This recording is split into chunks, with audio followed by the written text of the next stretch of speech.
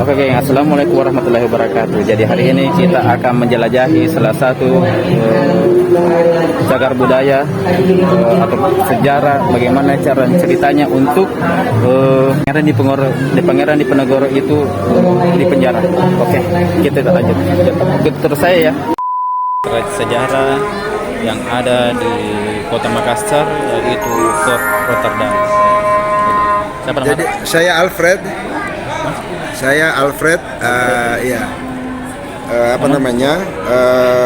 Pemandu dari Dinas Pariwisata Pemprov Sulawesi Selatan. Hanya di dalam benteng ini saya sendiri bukan pegawai. Kami binaan dari Dinas Pariwisata Pemprov Sulawesi Selatan. Oh begitu. Ya.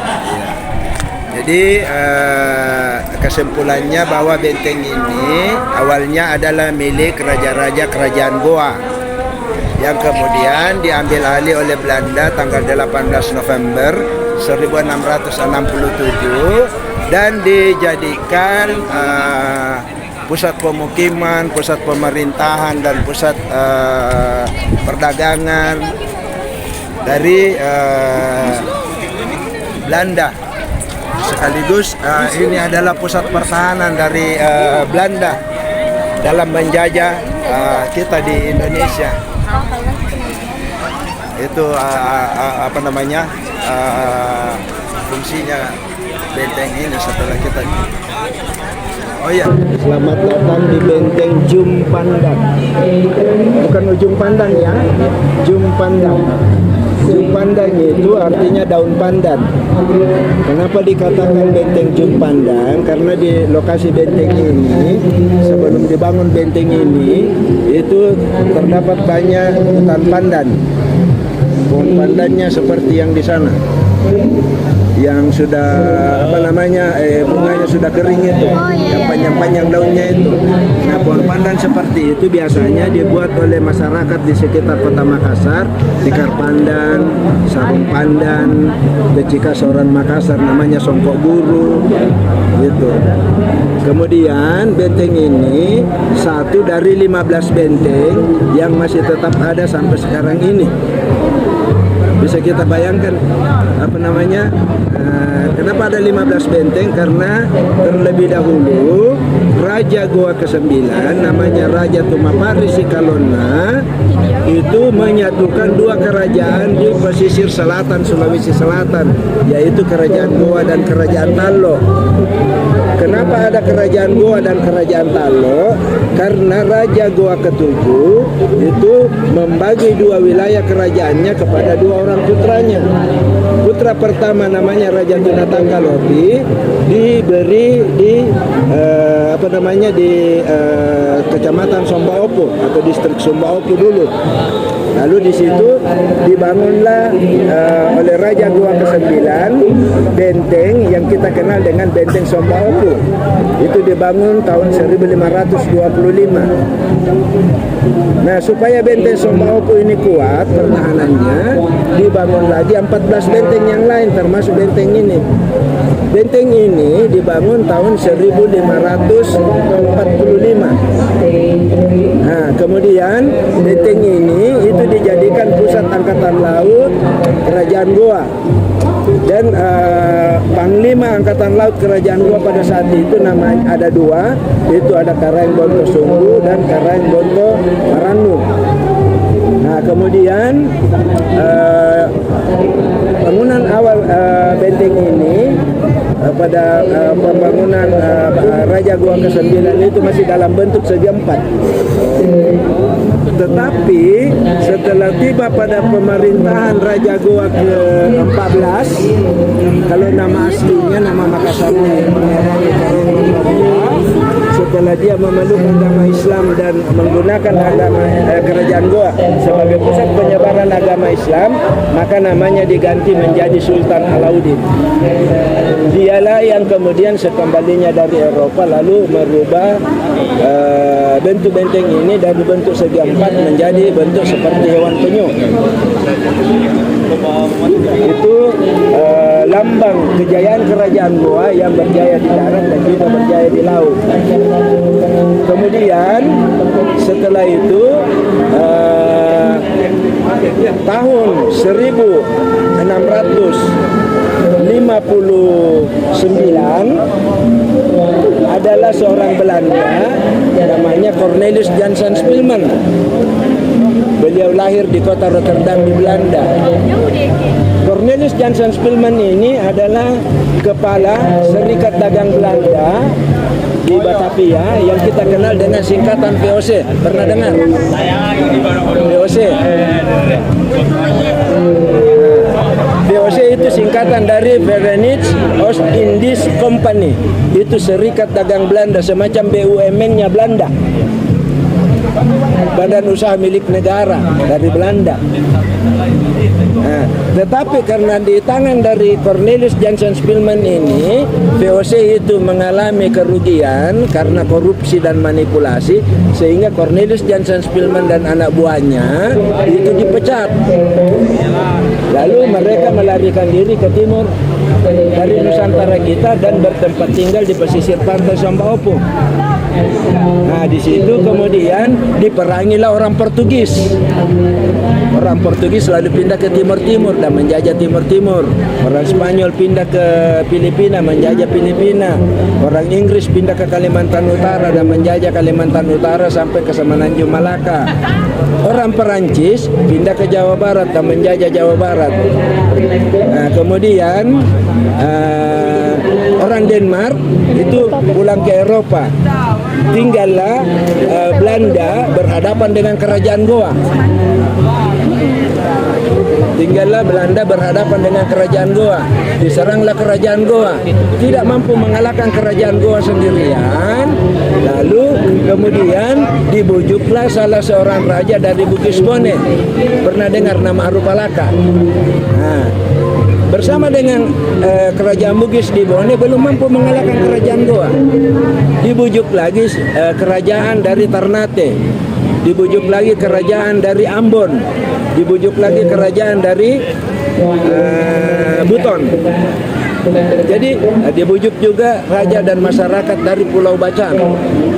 Jadi ada 5 kerajaan besar di Sulawesi Selatan yang awalnya adalah bagian dari kerajaan Goa, tapi kemudian karena iming-iming duit, iming-iming kekuasaan, iming-iming harta benda dan sebagainya, sehingga dengan rela mereka mengkhianat.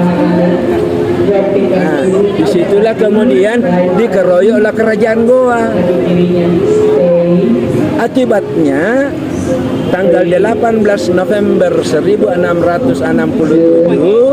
di bawah pimpinan Sultan Hasanuddin, kalau nama aslinya Imalombasi Muhammad Bakir Karendai Matawa Tuminangan Ibalak Pangkana, itu nama anunya termasuk gelarnya. Inilah tanggal 18 November 1667 benteng ini, benteng Jumpandang ini jatuh ke tangan Belanda. Ya, itu lewat sebuah perjanjian dalam sejarah. Kalau kita misalnya kita googling di Google atau di YouTube, itu kita klik saja perjanjian Bungaya. Nah, itu ada 30 bab semuanya. Bab pertama sampai 9 menyatakan kekalahan kerajaan Goa. Bab 10 menyatakan 14 benteng termasuk benteng ayo jalan-jalan Miki Pale sambil jalan. Ayo. Nah, kemudian bab yang ke-10 menyatakan 14 benteng termasuk benteng Somba Opu itu harus diratakan dengan tanah. Bab yang ke-11 lalu menyatakan benteng Jumpandang ini diambil alih oleh Belanda. Belanda lalu membongkar habis semua bangunan lama di dalam benteng ini, rumah panggung. Lalu secara bertahap Belanda menggantinya dengan gedung-gedung yang kita lihat sekarang ini. Jadi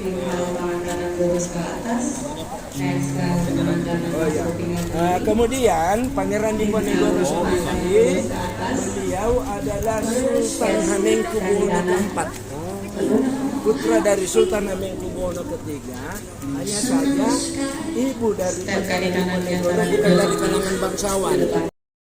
Tahun 1825 pecahlah perang Diponegoro. di mana rumah dari Pangeran Diponegoro di Tegal Rejo itu dikeroyok dengan 15.000 tentara, 7.000 tentara dari Eropa, 8.000 tentara itu orang Jawa Tengah dan Yogyakarta yang sudah pro Belanda pada saat itu. Lalu kemudian perang Diponegoro itu berlanjut sampai tanggal 18 Maret tahun 1830. Ya. Nah, setelah Belanda melakukan pembunuhan keji dari pengikut-pengikut Pangeran Diponegoro, dengan begitulah Pangeran Diponegoro lalu memunculkan dirinya untuk ditangkap. Dia ditangkap di Magelang. Iya, di Magelang, lalu kemudian dibuang ke Gedung Fathahillah di Jakarta. Terus. Di Kota Tua di Jakarta sekarang ini. Dari sana itu 23 hari lamanya di penjara, diasingkan di Gedung Fathahillah, baru dibuang ke Likupang di Manado. Tahun ketiga penahanannya di Manado, ditangkap juga Panglima Perang Padri dari Sumatera Barat, Tuanku Imam Bonjol namanya. Lalu dibuang ke Tondano di Manado.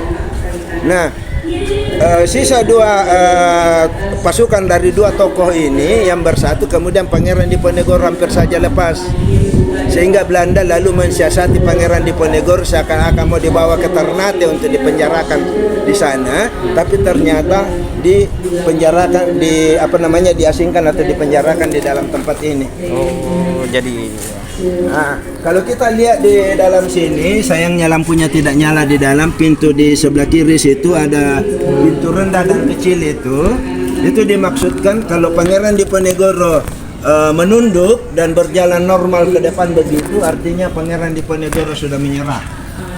Itu persepsi Belanda. Tapi Pangeran Diponegoro tidak berjalan ke depan begitu, tapi kalau untuk masuk dia justru berjalan mundur begini. oh. Nah, kemudian di dalam itu ada replika atau imitasi meja, kursi, dipan.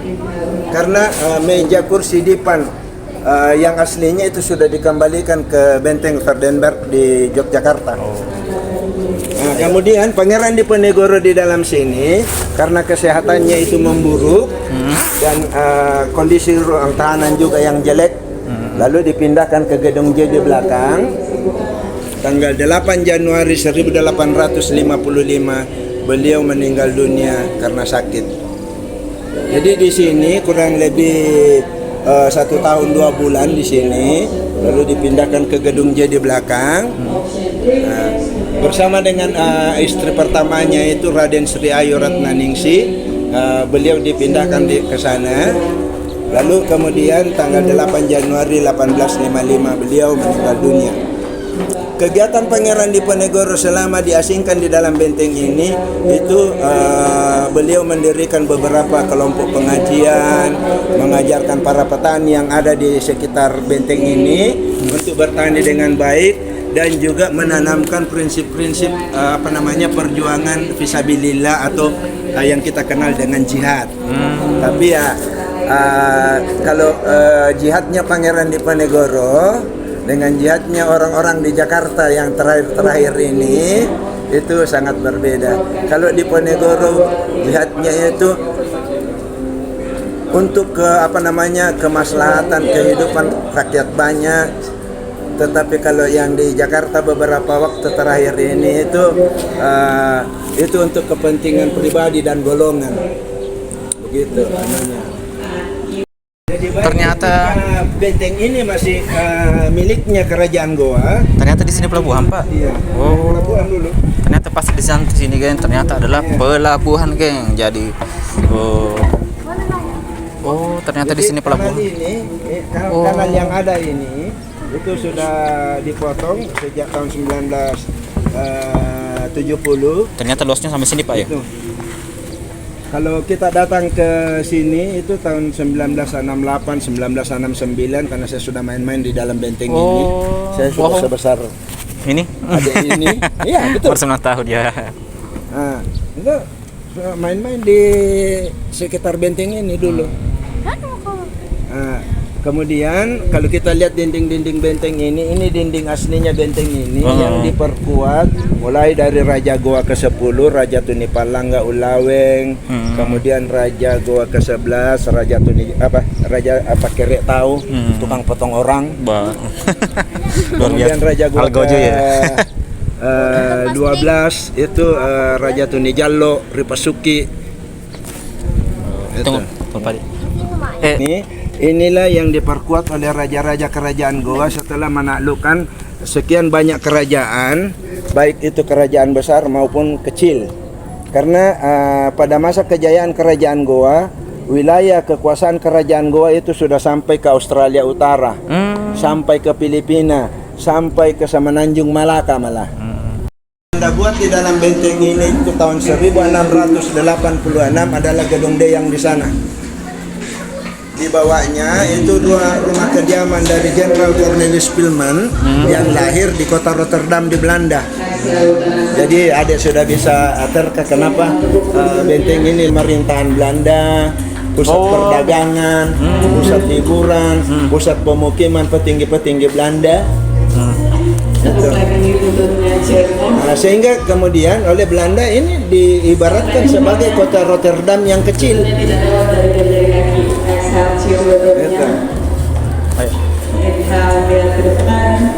Kemudian setelah gedung D yang di atasnya itu dijadikan barak Dewan Penyuh, di mana ada 4 kakinya dan 1 kepalanya. Maka Belanda setelah setelah membujuk dengan harta benda, kekuasaan dan sebagainya, lalu Belanda menempatkan raja-raja yang sudah bersekutu dengan Belanda di pojok-pojok benteng ini. Di tempat ini sendiri Belanda menempatkan orang Ambon. Fungsi orang Ambon di sini, kalau ada musuhnya Belanda dari tempat ini, dari sini, itu orang Ambon duluan yang mati. Iya. Mereka duluan yang berperang. Ternyata orang Indonesia lawan Indonesia ya. Iya. Kita diadu domba kembali. Iya. Syarikat adalah benteng ini. Republik Indonesia Timur namanya. Gitu. Tetapi kemudian setelah konferensi meja bundar di Den Haag itu bulan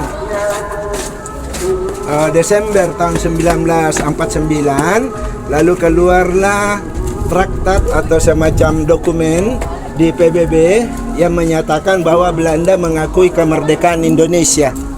Tapi negeri yang pernah dijajah oleh Belanda itu yang masuk dalam NKRI.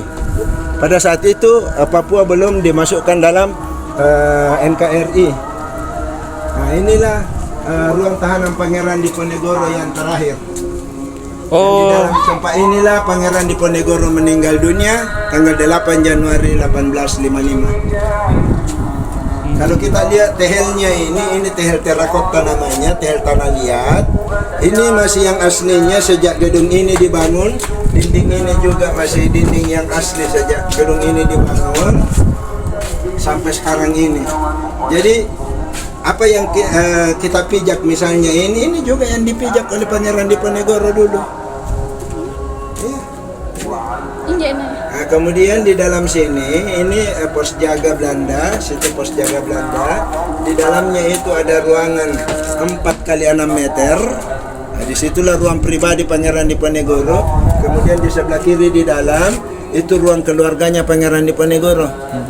Karena selama 21 tahun lebih di dalam benteng ini, Pangeran Diponegoro dikaruniai 7 orang anak.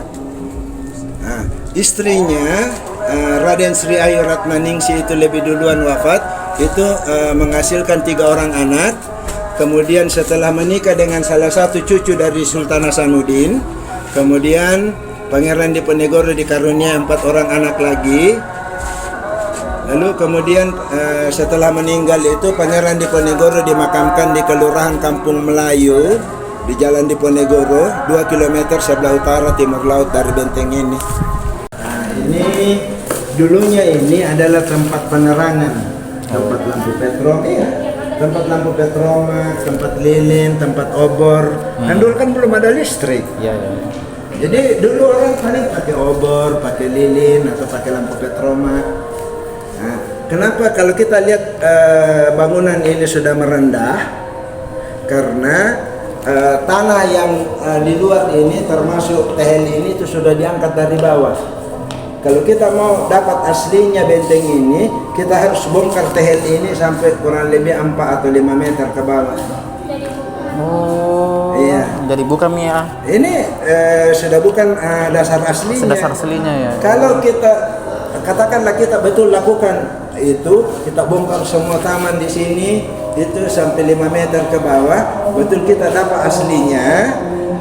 Hanya saja di dalam benteng ini itu kita tidak bisa berjalan leluasa begini karena air setinggi begini. Karena dasar benteng ini itu lebih rendah dari permukaan laut di luar. Kemudian ini adalah gerbang aslinya benteng ini. Oh, Bu. Jadi bukan yang di sana tadi. Oh, bukan yang di depannya. Bukan. Oh. Kalau yang di sana tadi itu digunakan sebagai pintu untuk naik ke kapal. Karena air laut dulu itu merapat, menempel sampai ke dinding benteng. Nah, Dan lampu kapan sih? hanya saja pintu di sini, kemudian lalu ditutup oleh Balai Pelestarian Kebudayaan karena biasanya dipakai oleh orang jahat di luar untuk melarikan diri masuk ke dalam benteng ini ketika mereka dikejar sama polisi. Lalu dinding rumah orang juga itu sudah menempel ke dinding benteng sendiri, sehingga kemudian ini ditutup mati.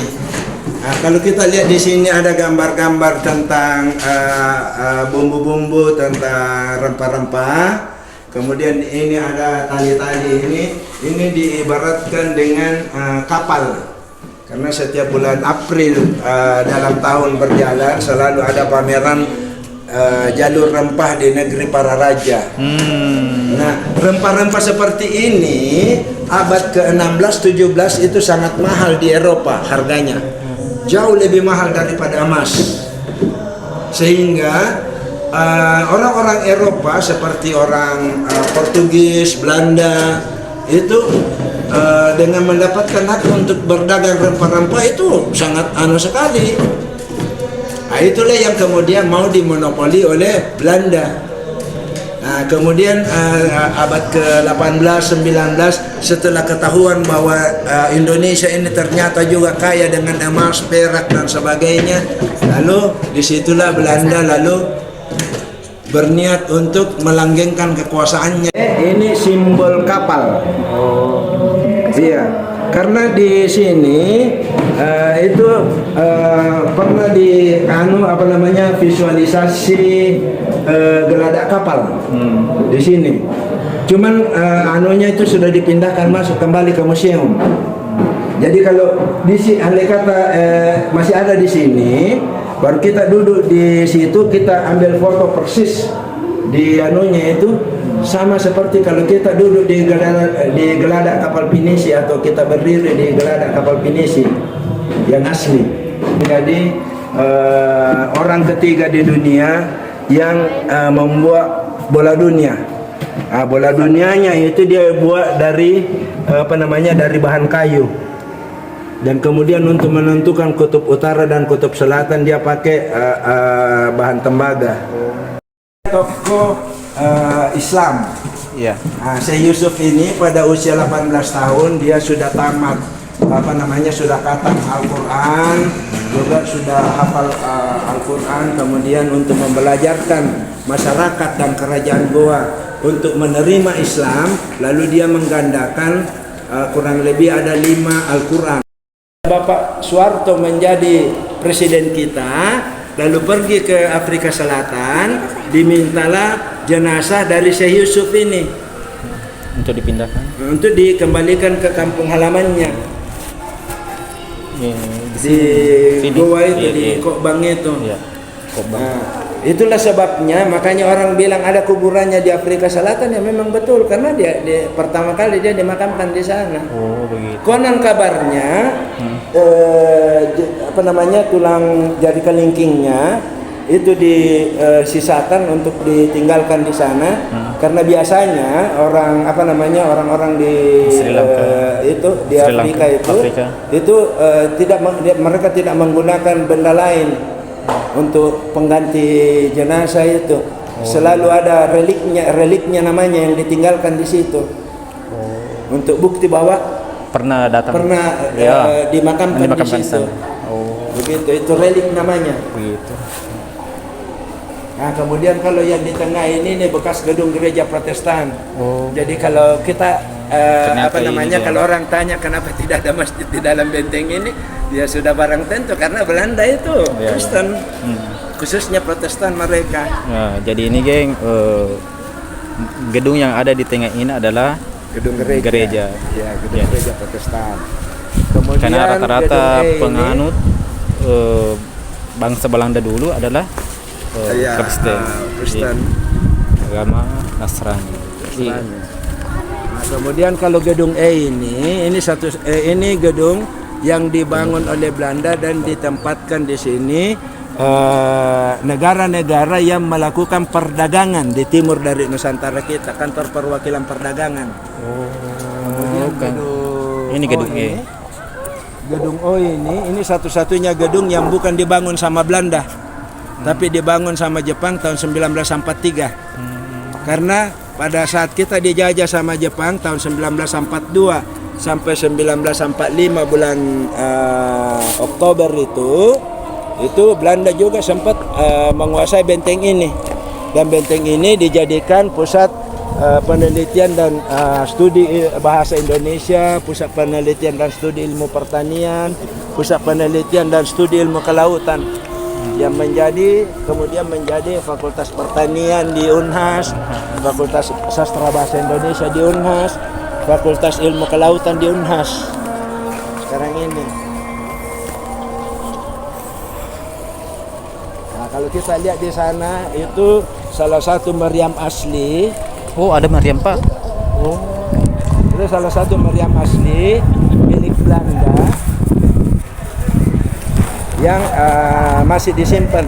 Kalau andai kata kita masuk di di ruang dapur yang di belakang tadi yang saya bilang, di situ banyak lagi meriam-meriam kuno seperti ini. Ayo geng, hari ini kita akan melihat meriam yang ada pada saat melawan para penjajah. Ini dia geng. Ini sudah bukan yang aslinya ini. 17 kemarin ini dibuatkan. Tapi kalau meriamnya ini asli. Jadi buat teman-teman yang menonton video saya, mudah-mudahan ini panjangkan umurnya dan sehat selalu. Sampai jumpa edisi berikutnya.